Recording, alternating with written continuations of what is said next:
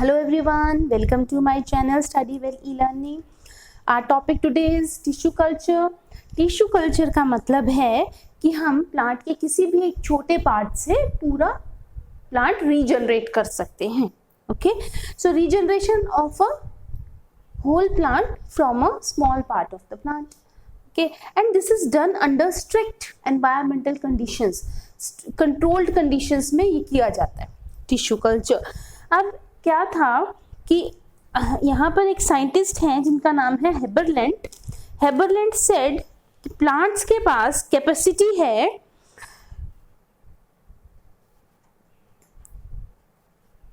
Haberlandt, ठीक है, he was the first scientist who said that plant cells, every plant cell has totipotency. उनके पास एक quality है जिसको बोल रहे हैं टोटीपोटेंसी.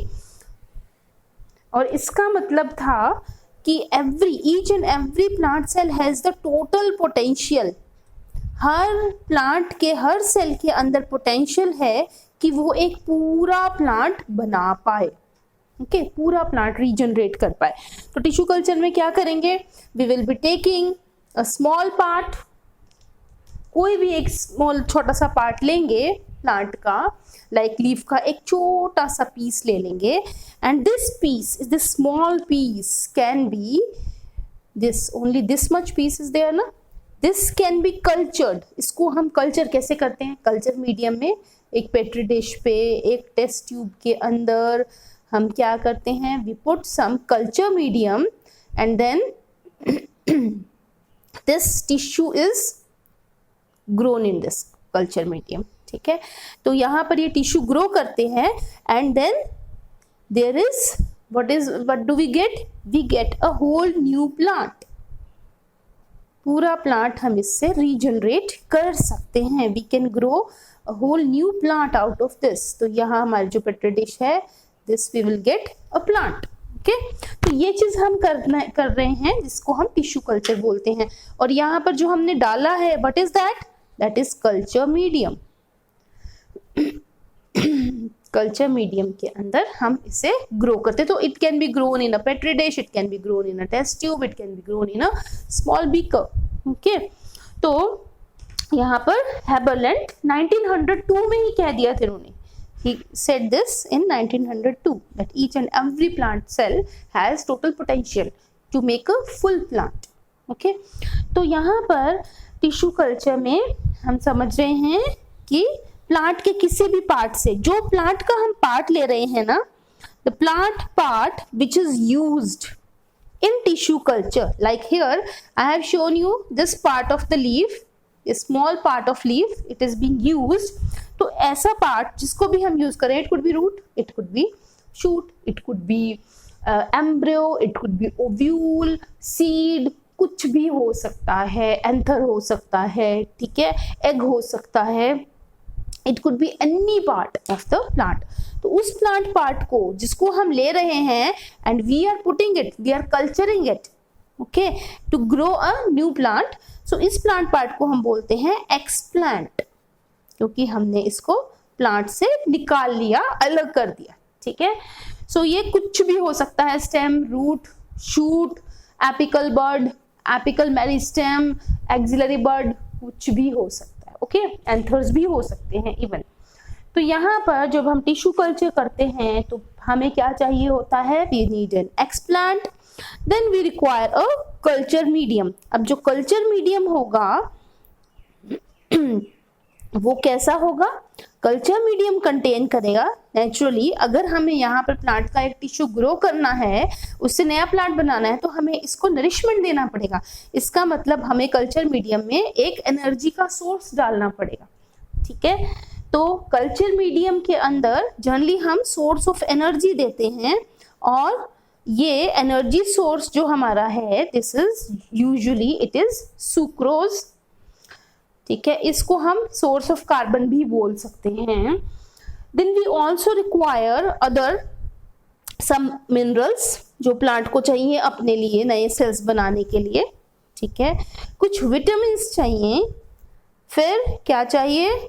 ग्रोथ हॉर्मोन्स चाहिए, PGRs, we call them plant growth regulators, वो चाहिए जिनको हम कॉमनली फाइटो हॉर्मोन्स बोलते हैं। तो मेनली जो यहाँ पर फाइटो हॉर्मोन्स की हमें रिक्वायरमेंट रहती है दैट आर ऑक्सिन्स, और ऑक्सिन्स हम डालते हैं तो उसमें रूट डेवलप होती है, और हमें चाहिए साइटोकाइनेंस, साइटोकाइनेंस डालने से शूट डेवलप होता है, ठीक है। तो ये चीजें हमको इसमें चाहिए। और अब हम अगर ग्रो कर रहे हैं, हम टिश्यू कल्चर कर रहे हैं, टिश्यू कल्चर करने में we require nutrient medium, this is our first requirement, ठीक है। नहीं तो हम उसको कहाँ से एनर्जी देंगे। इसके अंदर हमारे को एनर्जी के सोर्स के साथ विटामिन मिनरल्स के सोर्स के साथ साथ एक हम डीएनए का सोर्स भी डालते हैं, like we put coconut milk, या फिर हम इसमें डालते हैं ईस्ट, ठीक है। और इससे हम कह लो आप साइटोकाइनेंस दे रहे हैं, ओके, एंड डीएनए भी दे रहे हैं। एंड यू नो कि कल्चर मीडियम दे दिया, यहाँ से ये अपना नरिशमेंट लेता रहेगा, जो भी उसको ग्रोथ के लिए चाहिए, जो भी विटामिन मिनरल्स चाहिए, एनर्जी चाहिए, वो यहाँ से ले लेगा, ठीक है। लेकिन अगर हमने यहाँ पर कल्चर कर दिया किसी चीज को, अगर हम सपोज हम कहीं पर चीनी घोल कर रख देते हैं और उसे हम छोड़ देते हैं, बीच में हमने अगर अपना टिश्यू डाल दिया, कोई टिश्यू हम ग्रो करना चाह रहे हैं वो डाल दिया, तो क्या होगा, ऐसे ओपन छोड़ दिया, व्हाट विल हैपन, ठीक है। एक कटोरी ली तुमने, उसमें तुमने एक शुगर सॉल्यूशन डाल के छोड़ दिया, क्या ये कुछ दिनों बाद ऐसा ही दिखेगा? नो, इसके ऊपर अलग अलग माइक्रोब्स की ग्रोथ हो जाएगी, ठीक है। तो ऐसा क्यों होगा? क्योंकि उनको नरिशमेंट मिल रहा है। तो यहाँ पर भी अनवांटेड माइक्रोब्स आ सकते हैं इस कल्चर मीडियम के अंदर। क्या करेंगे वो हमारे इस टिश्यू के साथ, हमारे एक्सप्लांट के साथ compete करेंगे। क्या करेंगे उसके बाद वो, क्योंकि वो जल्दी डिवाइड करेंगे तो वो जीत जाएंगे और हमारा ये टिश्यू हार जाएगा। तो हमें क्या मिलेगा यहाँ? We will get to see only some molds growing, some fungi, some bacteria growing instead of our plant। हमारा एक्सपेरिमेंट फेल हो जाएगा। इसके लिए बहुत ज़रूरी है जितना हमें कल्चर मीडियम, जितना हमें एक्सपेरिमेंट पे लगाना है टाइम और अपना मनी जो भी, ठीक है, same thing we need to keep the condition sterile. तो दूसरा काम हमें जो करना है, हमें स्टेराइल कंडीशंस मेंटेन करनी पड़ती हैं इसमें, ठीक है, मेंटेनेंस ऑफ स्टेराइल कंडीशंस। इसको हम क्या बोलते हैं? स्टेराइल के लिए दूसरा वर्ड हम यूज करते हैं जिसे एसेप्टिक कंडीशंस, ठीक है। एसेप्टिक का मतलब है कि हम we do not want any unwanted microbe to grow on our culture medium. हम अपने कल्चर मीडियम पे नहीं चाहते कोई और अनवांटेड माइक्रोब्स आए, ठीक है। तो अनवांटेड माइक्रोब्स के आने का मतलब है, अनवांटेड माइक्रोब्स अगर ग्रो कर जाएंगे हमारे कल्चर मीडियम पे, तो क्या बोलते हैं हम उसको? We say that our culture medium is contaminated. तो कॉन्टेमिनेशन हो जाएगी वहां पर। So we do not want this to happen to our experiment, ठीक है। हम एक्सपेरिमेंट कर रहे हैं, अपना नया प्लांट बना रहे हैं, we want to make multiple copies, so many copies of a particular plant, और बीच में आ गया unwanted microbes। So we do not want this contamination to happen to our experiment। तो क्या करेंगे? we need to maintain sterile और aseptic conditions always, ठीक है। इसका मतलब हम नहीं चाहते कहीं से भी एयर से, जो रिसर्चर है उसके हाथों से, उसके ब्रेथ से, ठीक है, किसी भी ग्लासवेयर से, कहीं से भी कोई भी माइक्रोब उस एक्सपेरिमेंट को आके स्पॉइल कर सके, ठीक है। We do not want that. तो हम क्या करेंगे? जो भी हम ग्लासवेयर लेंगे, ठीक, लाइक हम टेस्ट ट्यूब्स ले रहे हैं, बीकर्स यूज कर रहे हैं, we are using petri dishes, everything is sterilised, ठीक है। फिर हम जो टेबल है जहां पर हम काम कर रहे हैं, दैट टेबल इज ऑल्सो, जो भी हमारा चैम्बर है दैट इज ऑल्सो स्टेरिलाइज्ड। उसको हम क्लीन करते हैं यूजिंग अल्कोहल, ओके, या सोडियम हाइपोक्लोराइट यूज करते हैं, then we clean it, we sterilise it, ठीक है। तो हमारा वर्किंग स्टेशन जो होगा दैट इज ऑल्सो स्टेरिलाइज्ड, वहां पर यूवी रेज से स्टेरिलाइज किया जा सकता है उसको, ऊपर उसमें यूवी रेज रहेंगी। then the person who is handling all the glassware and who is doing this experiment, he will be sterilizing his hands also, ठीक है। hands के ऊपर भी क्लीन किया जाएगा अच्छे से। एंड ऑल्सो क्या करेंगे, अब हम वहां काम कर रहे हैं, हम ब्रीथ भी कर रहे हैं, so the germs we are carrying may enter the test tube, ठीक है। तो हम इस एयर से वहां पर जर्म्स के जाने से बचाने के लिए क्या करते हैं, जो हमारा एक्सपेरिमेंट का जो चैम्बर है उसमें क्या करेंगे, ये हमारा चैम्बर है, यहाँ यूवी लाइट्स ऊपर लगा देंगे so that the table remains sterilised always, this place remains sterilised. दूसरा हम क्या करते हैं, इधर एक फैन लगा लेंगे, ठीक है।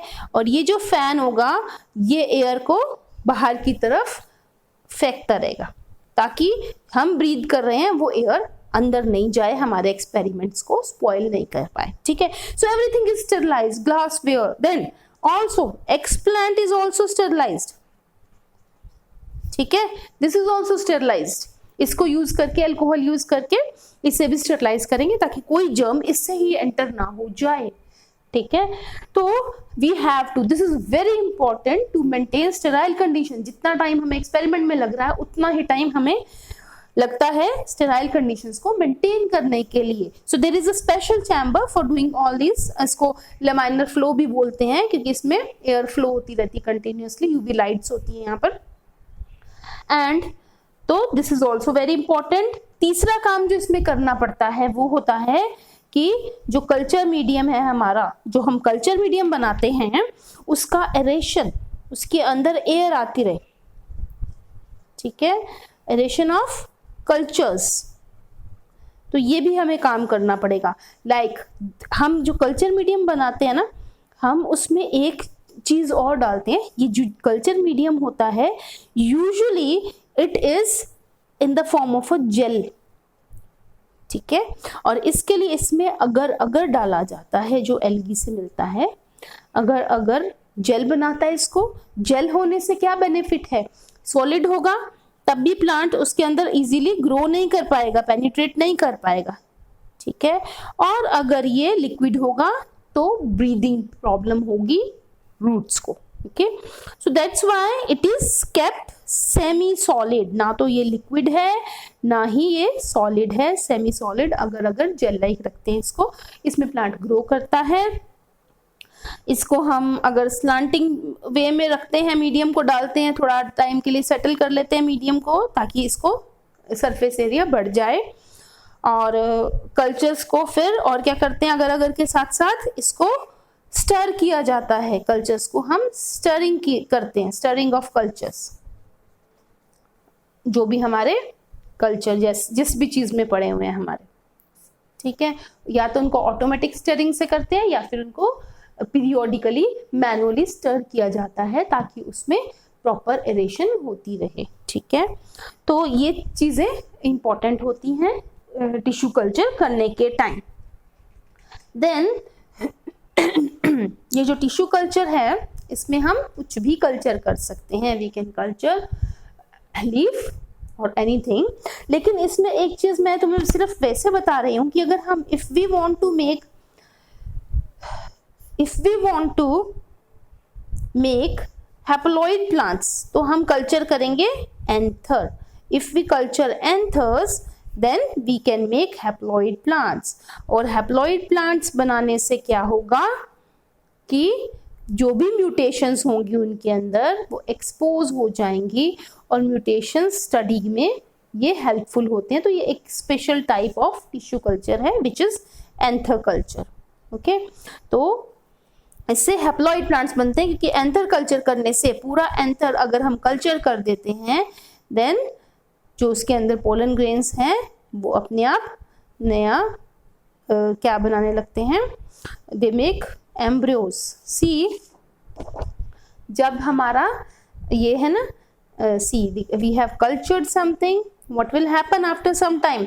यहाँ पे हमने टिश्यू रख दिया, अब हमें पता है टिश्यू के पास टोटल पोटेंशियल है हर टाइप का प्लांट सेल बनाने के लिए, नया पूरा प्लांट बनाने के लिए। तो हमने कल्चर किया। After some time we will see कि यहाँ पर जो सेल्स हैं उनका नंबर बढ़ गया है। सो वी कैन सी कि यहाँ पर ये डिवाइड कर रहा है एंड रीडिवाइडिंग, यहाँ नंबर जो बढ़ गया है सेल्स का, लेकिन ये सेल्स हैं अनडिफरेंशिएटेड सेल्स। इन सेल्स को हम बुलाते हैं कैलस। ठीक है, this callus is mass of undifferentiated cells.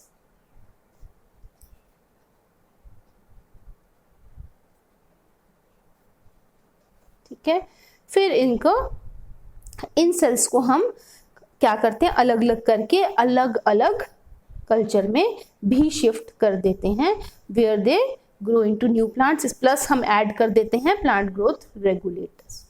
ठीक है, सो कैलस है डिफरेंशिएटेड मास ऑफ सेल्स, इसको हम यूज कर लेते हैं। देन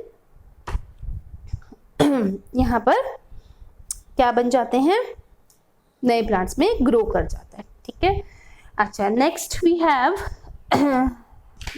अगर हम इन सब सेल्स को अलग अलग कर देंगे और यहाँ पर अलग अलग नए प्लांट्स बन रहे हैं, they will grow into new plants.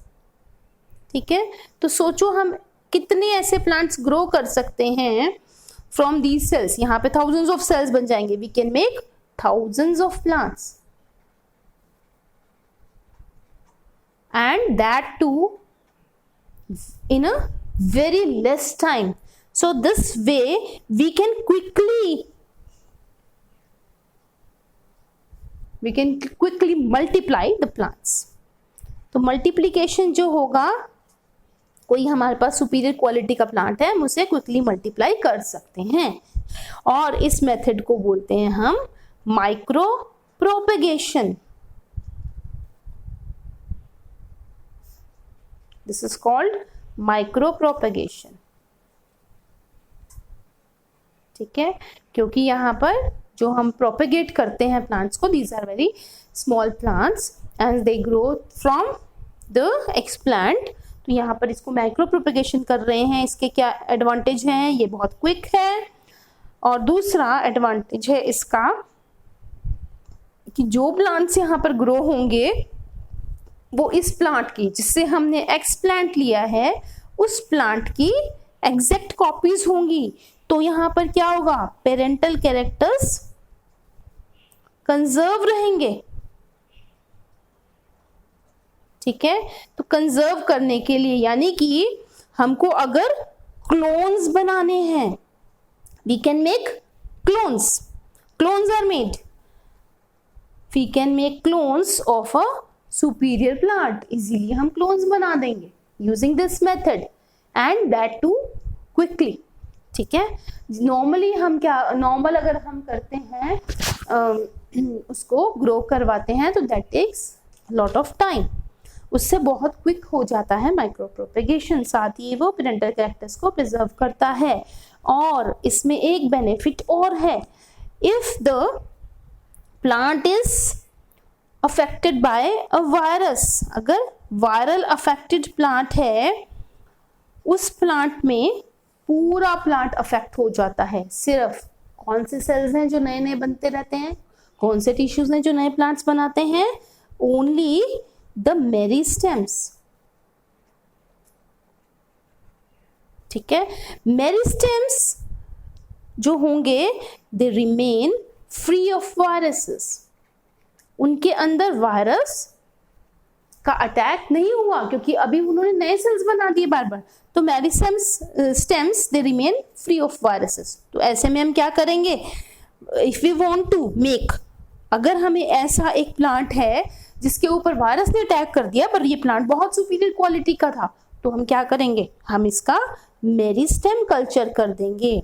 सो इस केस में हम मेरिस्टेम ले सकते हैं कहाँ से, we can take the meristem, the apical one, apical meristem, or we can use the axillary meristem, यानी कि नोडल वाला जो नोड्स के ऊपर है। तो we can use any of the meristem and it will be cultured, and after culturing it, what happens, we can make virus free plants.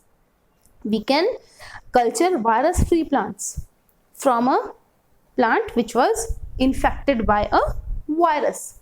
ठीक है, तो हमने उस प्लांट को सेव कर दिया। तो this formation of virus free plant will also be a advantage. It will be an advantage of micropropagation. So micropropagation is quick, it conserves parental characters, and also it helps in formation of virus free plants through meristem culture. Okay, तो ये हो गया हमारा micropropagation, ठीक है। And ये जितने भी प्लांट्स होंगे जो बनेंगे हमारे फ्रॉम द सेम एक्सप्लांट, से हम thousands of plants बना रहे हैं, all the plants will be carbon copies of each other. As they are carbon copies, हम क्या बोल सकते हैं उन्हें? They are clones. ठीक है। Now these clones, as they are formed from a vegetative part, तो उन्हें बोलते हैं somatic clones, ठीक है। और उन्हें हम या फिर बोल देते हैं सोमा क्लोन्स,